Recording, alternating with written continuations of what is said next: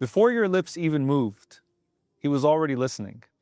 Before you even formed the words, He already knew what your heart was trying to say. You don't summon Him by your voice because He was never absent to begin with. And you don't wait for Him to arrive because He's already been anticipating your return. وَإِذَا سَأَلَكَ عِبَادِي عَنِّي فَإِنِّي قَرِيبٌ. And when my servants ask you about me, I am close. And notice how Allah says it. In every other question the people ask the Prophet ﷺ, the Quran says, say, قُل. But here there is no qul, no say, just inni qareeb, I am close, as Allah Himself intervenes to answer directly, because He already knew you were going to ask the question, and He wants you to know that He answers without intervention or hesitation. He is As-Sami', the all-hearing, who hears everyone and everything all at the same time. Hearing is not an act of effort for Him, but an attribute of His essence. Imagine a bunch of people talking at the same time around you. You wouldn't be able to understand any of them. As-Sami' hears every voice, every decibel, and even what hasn't become sound yet. يَعْلَمُ السِّرَّ وَأَخْفَى. He hears the secret and what is even more hidden. He hears what is more silent than silence itself. So when the Prophet ﷺ saw someone shouting in his dua, he said, إِنَّكُمْ لَا تَدْعُونَ أَصَمًّا وَلَا غَائِبًا. You are not calling upon one who is deaf or absent.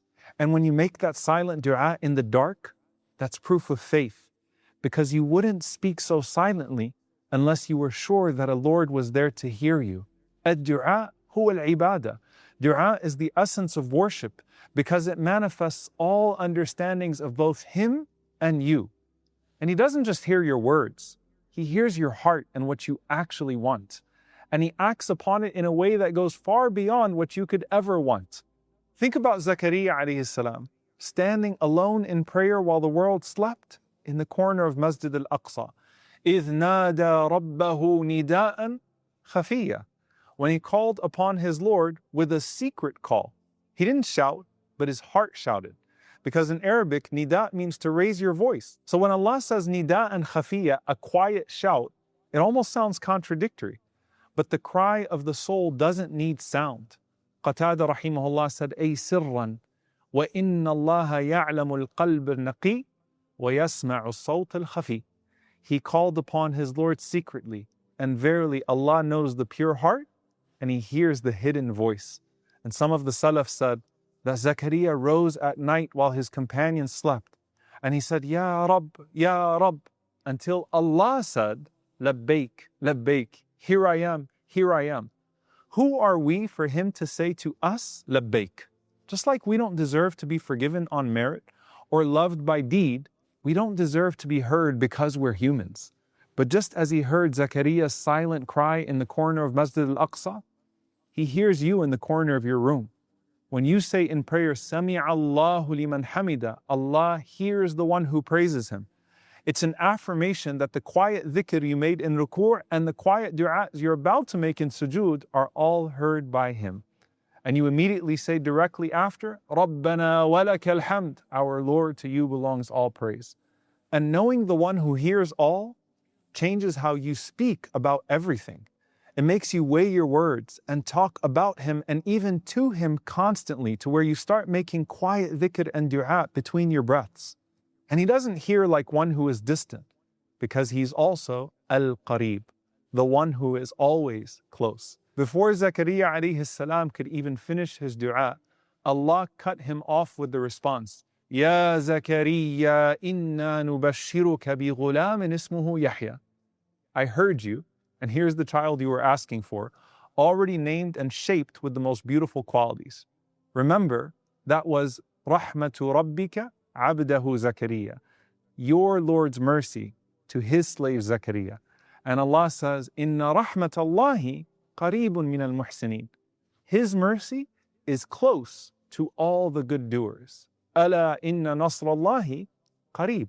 Verily the help of Allah is close. But greater than His mercy being close or His help being close is that He Himself is close. But that nearness can also be scary if you've been running away from Him. Allah says, وَلَقَدْ خَلَقْنَا الْإِنسَانَ وَنَعْلَمُ مَا تُوَسْوِسُ بِهِ نَفْسُ وَنَحْنُ أَقْرَبُ إِلَيْهِ مِنْ حَبْلِ الْوَرِيدِ. Verily, we created man and we know what his soul whispers to him, and we are closer to him than his jugular vein. He hears evil whispers and he hears righteous whispers. There is a closeness that can confront you or a closeness that can comfort you, depending on what you're saying under your breath or even in your heart.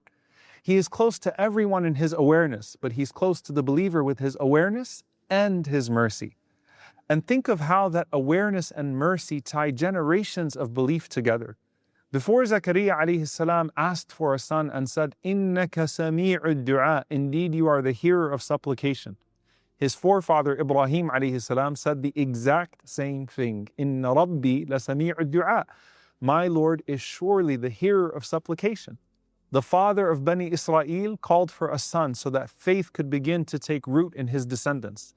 Then one of the last prophets of Bani Israel called for a son so that faith would not end in this dunya without a descendant to carry on the message. Both asked not out of desperation for lineage, but out of love for Al-Wadud. And both knew that As-Sami' already heard what was in their hearts before their lips knew what to say. But Allah turned up the volume and recorded their du'as in His final revelation so that we all read them and call upon our Rabb the same way they did. But are you willing to sacrifice what they did? Because that closeness demands a step. Think of the word qurbani, sacrifice, which comes from the word qurb, closeness. Ibrahim alayhi salam was willing to lay down his son to get closer. Are you willing to lay down your time, your pride, your habits, even your comfort? Each act of sacrifice is a step of closeness because al-qareeb isn't a concept that you talk about. He's a closeness that you live. Closeness to Allah is the greatest gift before you even ask Him for anything. Remember when Fir'aun once told his magicians that his greatest favor to them was, I'll make you from my close ones, al-muqarrabin. But Asiya alayhi salam, his own wife, looked beyond his throne and to the Lord of the mighty throne and said, Rabb ibn li indaka baytan fil jannah. My Lord built for me with you a house in paradise. She didn't just want Jannah, she wanted it with him. That's qurb.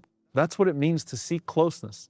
And then those same magicians that once longed for the closeness of Fir'aun fell into sujood to Allah and were martyred here only to have their souls ascend to the throne of Allah, just like Asiya. So then what's the fruit of all this in terms of du'as actually being answered? Remember the Hadith Qudsi where Allah talks about His wali? And He says, my servant keeps coming closer to me with his obligations and then his voluntary good deeds until I love him. And when I love him, I become the hearing with which he hears, his sight with which he sees, his hand with which he grasps, and his foot with which he walks. That's the qurb part. That's the closeness. But then, وَلَئِن سَأَلَنِي لَأُعْطِيَنَّ. If he asks me, I will surely answer him. وَلَئِنِ اسْتَعَاذَنِي لَأُعِيذَنَّ. And if he seeks refuge in me, then I will surely grant it to him. وَإِذَا سَأَلَكَ عِبَادِي عَنِّي فَإِنِّي قَرِيبٌ أُجِيبُ دَعْوَةَ الدَّاعِ إِذَا دَعَا. Notice Allah says, you ask and He's close. And then He says, you ask and He answers. أَمَّنْ يُجِيبُ الْمُضْطَرَّ إِذَا دَعَا وَيَكْشِفُ السُّوءَ. Who is the one who answers the caller in distress and removes the evil? But qurb comes before ijaba. Salih alayhi salam captured it perfectly when he said, Inna Rabbi qareebun mujib. Indeed, my Lord is close and responsive. The scholars explain that al-qareeb comes before al-mujib, just like at-tawwab comes before al-rahim. فَتَابَ اللَّهُ عَلَيْهِمْ لِيَتُوبُوا. So just like He turns to you so you can turn to Him, He brings you close to Him so that He can answer you in the best way. Imam Ahmad rahimahullah was once asked, Ya Imam, what's the distance between us and the throne of Allah? He said, a sincere prayer from a pure heart. Sometimes Al-Mujib answers by protecting you from evil instead, or with exactly what you asked for, or better. And sometimes He changes you before He changes your circumstances, because that was better for you all along. And Imam Al-Ghazali rahimahullah said, He knows the needs of the needy before they ask, and He answers the unspoken prayers with the wisdom of His timing. So if someone says, if He already knows, then what's the point of du'a? Because du'a isn't about informing Him. It's about transforming you. And that only happens through bringing you closer to Him. Every time you ask, you move closer. Every time you fall into sujood and cry your heart out, He fills your heart with Him before He fills your hands with what you asked Him for. Wasjud waqtarib. Prostrate and come closer. And don't ever think getting close to anyone else in this world will get you a better share of anything this world has to offer. Tawus rahimahullah once said to Ata, إياك أن تطلب حوائجك من أغلق دونك بابه وعليك بمن بابه مفتوح إلى يوم القيامة أمرك أن تسأله ووعدك أن يجيبك. Beware of seeking your needs from someone who shuts his door in your face. Turn instead to the one whose door is open until the day of judgment. He commanded you to ask Him, and then He promised you to answer you. He is As-Sami' who heard you before you spoke, Al-Qarib who came close before you even moved, and Al-Mujib who answered before you even finished asking. The Prophet ﷺ said, Ad'u ila Allahi wahda. I call to Allah alone, the one who if harm touches you and you call upon Him, removes it from you. The one who if you are lost in a barren land and call upon Him, guides you back. The one who if drought afflicts you and you call upon Him, brings forth growth for you. So ask for everything, for what you know you need and what you don't know you need. But don't ask so much for possessions and forget that the greatest possession He can give you is a position near to Him. Ya Samir, you hear every sound before it's spoken, and every silence before it finds words. Inspire in me the words that are pleasing to you. Make sincere the du'a that I utter between breaths, and even the ones I make loud alongside others. Let me never doubt that you are listening, and never tire of my calling.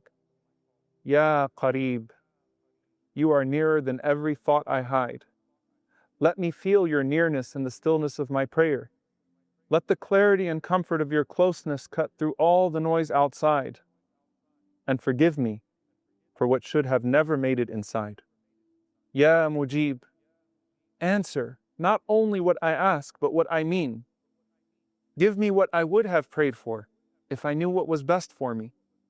When I raise my hands to you, fill them only with what draws me closer to you, and protect me from ever believing that an answer is not possible, or questioning you.